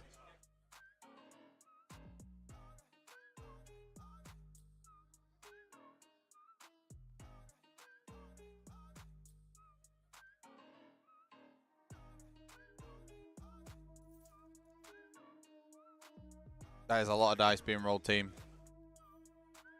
Don't think, even if they did play it out, Phil, like that, they are falling like flies. That's the problem with having all these t-shirt saves, right? Like, there's just so much that they can just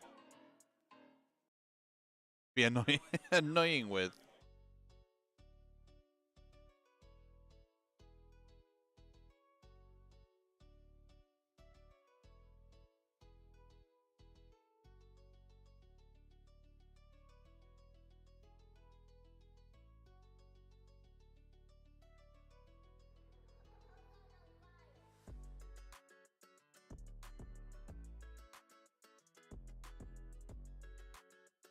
We can see that the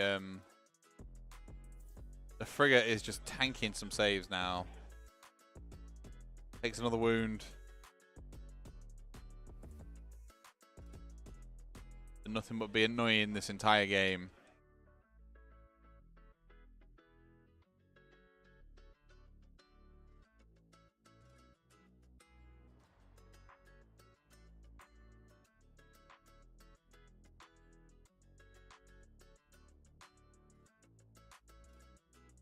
And I think that's not a lot of depravity that he's taken there. Unless he got... Did he get more? Did he get a lot of depravity? Hold home, hold middle. Champion, hold the middle. Wait, why is the champion holding the middle?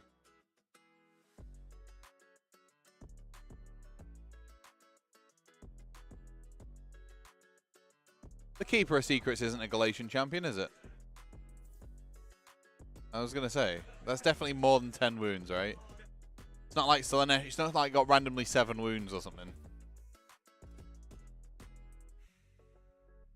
When it should have 14. Should have 14. But it's a multiple of 7. Should have 14. That was 7. Oh, Nurgle's is 7, isn't it? Okay, so it should have 18 then.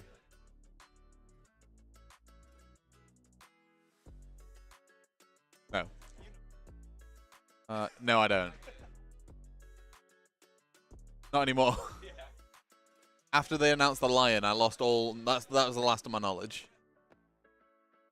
Okay, so.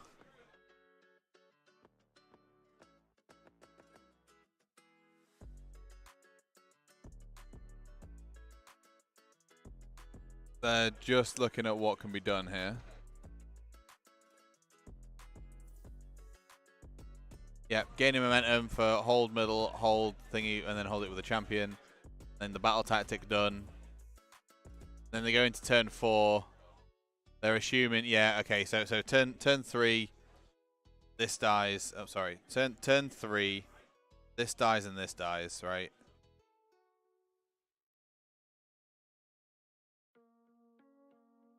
And then we'll have hold home.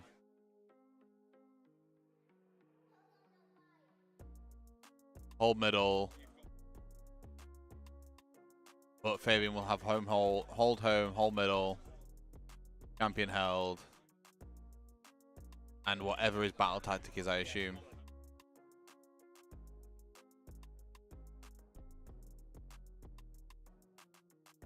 Then turn 5 will be, I assume, hold home, hold middle, hold enemy for Fabian, and just hold home for Phil.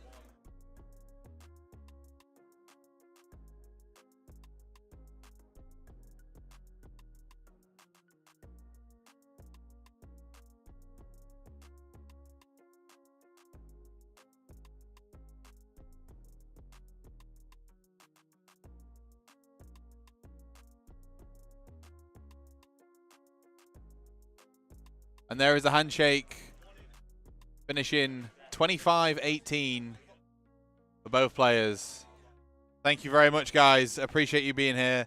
And also, congratulations to our winner and our champion in the Heat 2 Quest of Champions, Fabian Quinn. Appreciate you guys being here. Thank you so very much, everybody, for watching. I'm sorry that dragged out at the end and was super quick, but I love you all. Be back on Friday next week, but I'm streaming some Legion. Be back for Heat 3. The Warrior Lodge, and also we're streaming Warhammer GT, so keep an eye on that. Thank you very much, everybody. See you in a bit.